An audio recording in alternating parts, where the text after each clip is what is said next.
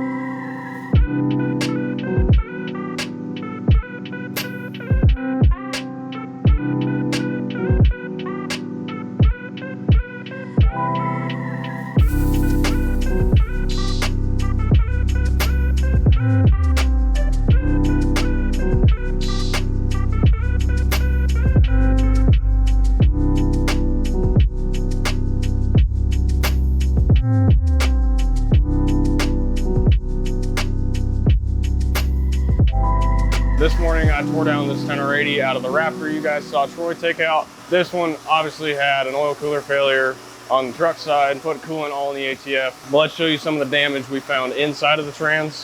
First thing, very common issue to see on these outer shells.